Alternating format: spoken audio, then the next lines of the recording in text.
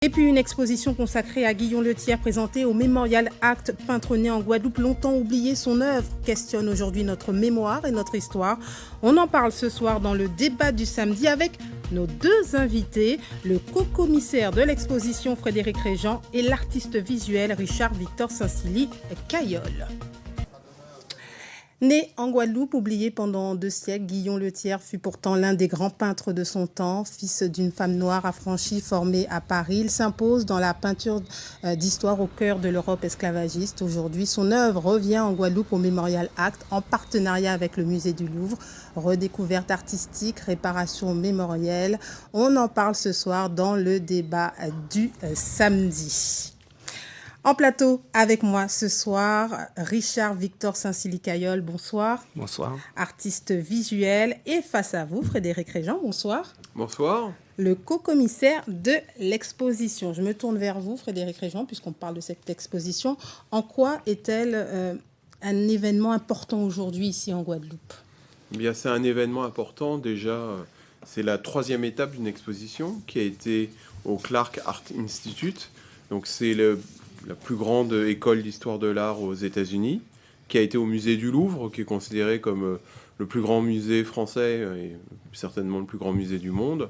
Et là, maintenant, c'est en Guadeloupe. Donc voilà, il faut se figurer l'importance de cela. Et puis, Guillaume Lethière, c'est un destin incroyable. C'est-à-dire qu'il est né esclave et il finit comme un des plus grand peintre et directeur d'institutions artistiques à l'époque de Napoléon, celui qui a rétabli l'esclavage. Donc c'est aussi ce paradoxe qui nous interroge.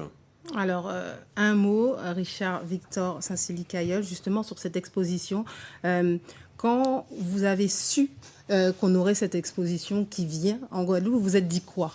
Vous qui avez notamment rédigé un ouvrage sur Guillaume Lethière. Tout à fait. Ben, écoutez, ça fait une 30aine d'années que j'œuvre à faire connaître ce peintre en Guadeloupe, depuis le travail des pionniers Florent Laballe, déjà, à Saint-Anais, et Geneviève Capi, l'historienne, qui, grâce à eux, effectivement, ont permis au monde, je dirais, de connaître ce peintre qui n'a pas été révélé à l'histoire depuis.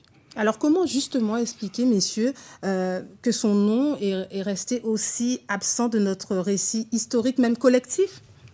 Alors, il y a 2 choses. Au niveau de la peinture nationale, c'est que lors de la fin de sa vie, il a été un peu considéré comme démodé.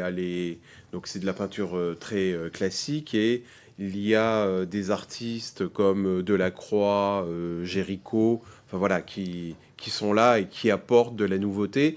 Et peut-être aussi un des éléments, c'est que le tableau pour lequel il est le plus connu aujourd'hui, le Serment des Ancêtres, c'est un tableau clandestin. Peut-être que si ce tableau, il l'avait exposé, parce que c'est l'un des tableaux, à mon sens, pour lesquels il y a plus de souffle, d'innovation, enfin, et donc voilà, et puis après, c'est aussi en lien aux élèves qu'il a eus, qui ne sont pas forcément ceux qui ont le plus percé, donc ça, ce serait plutôt aux historiens de l'art, mais en gros, on indique que c'est surtout parce que, voilà, il était déjà un peu sur le déclin de son vivant et qu'il a été remplacé par d'autres courants artistiques. Donc on se dit que c'est un oubli, une mise à l'écart, non pas liée à son origine, mais vraiment plus à une époque. Moi, j'ai une autre approche. Ah. J'ai une autre approche et c'est un petit peu le propos que je vais développer au séminaire du Mémorial Act qui aura lieu mardi prochain.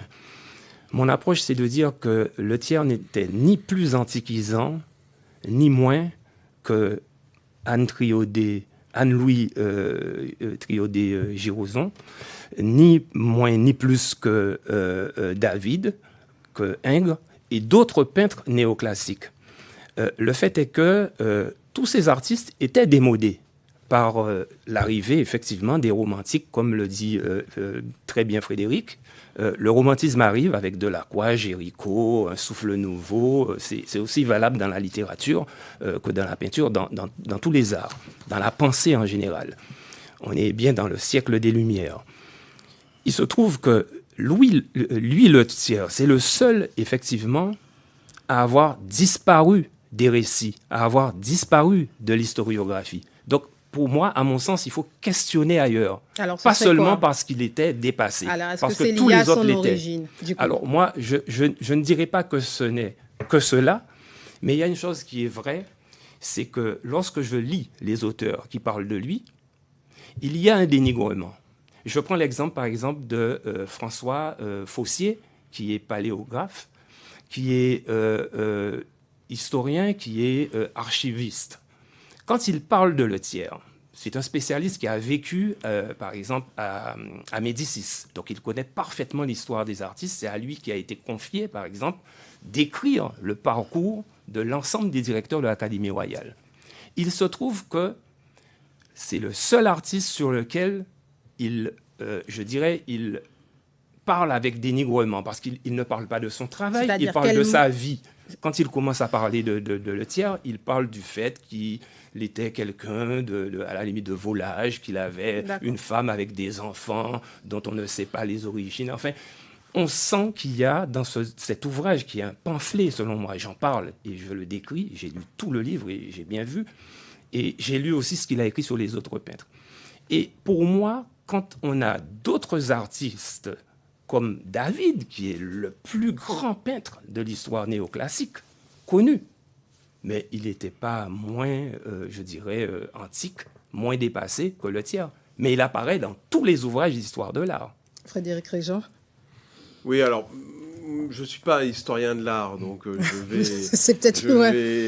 c'est plus sur le côté historique. J'ai moins d'arguments pour savoir, pour connaître les raisons de son effacement. Ceci dit, en ce qui concerne la Guadeloupe, il n'a pas été oublié. Hein. Au XIXe siècle, on parle de lui.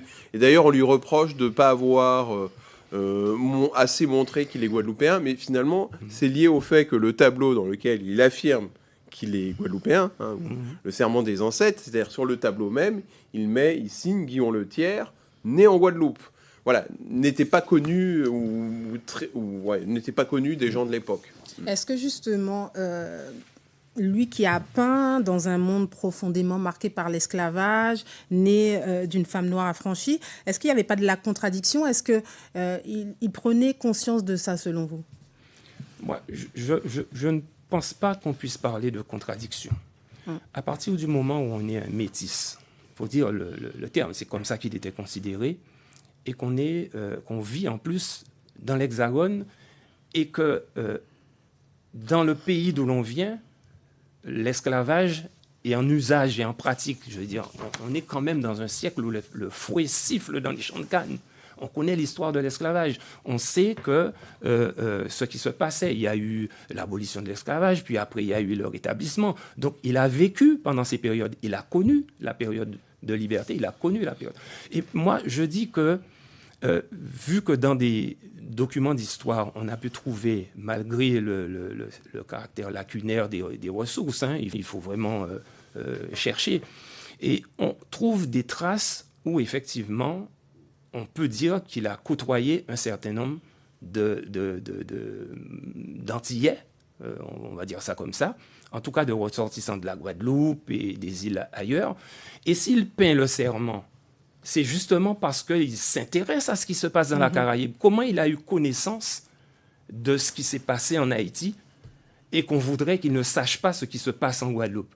Donc je pars du principe que c'est les ressources qui sont pour le moment inaccessibles ou pauvres, et j'espère que des étudiants au Louvre et ailleurs en histoire de l'art feront des recherches et on comprendra que Le Thiers, peut-être, effectivement, a vécu un certain nombre de choses qui expliquent le caractère un petit peu paradoxal ou contradictoire de son positionnement par rapport au fait qu'il vivait autour de Napoléon, avec Lucien Bonaparte, son ami, en présence, effectivement, de personnes qui ne partageaient pas forcément des opinions cachées qu'il exprimait dans certaines œuvres. Frédéric Réjean.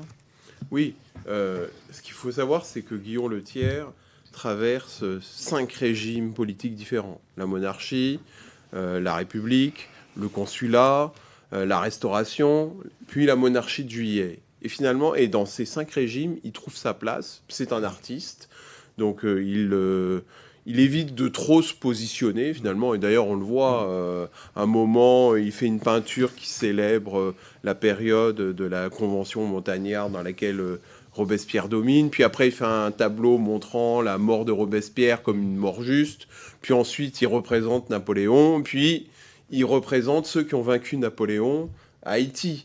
Voilà, et pareil, on le voit dans un tableau avec Charles X, et puis il célèbre ensuite la révolution de 1830 qui chasse Charles X du pouvoir. Donc pas totalement décalé. Alors, c'est quelqu'un qui traverse les régimes, voilà, donc ça c'est une première chose, mais qui a toujours ses opinions politiques qui sont des opinions républicaines. D'ailleurs, il est proche de Lucien Bonaparte. Lucien Bonaparte est contre le fait que Napoléon Bonaparte soit empereur. Conclusion, très rapide. Allez, 10 secondes. Qu'est-ce que vous aimeriez que le public retienne en sortant de cette exposition ? Eh ben, la complexité des sociétés de cette époque. Et surtout, voilà, je pense qu'il ne faut pas parler d'ambiguïté. C'est un homme de son temps. Moi, je pense qu'il faut que les Guadeloupéens retiennent que, quelles que soient ses origines, en tout cas dans la période où il a vécu, Guillaume Guillen-Letière a marqué effectivement l'histoire de l'art mondial par effectivement sa force, ses capacités, son talent et aussi, je dirais, son positionnement idéologique, j'ai envie de dire, entre guillemets. Voilà, une exposition à voir au Memorial Act. Merci à vous, messieurs.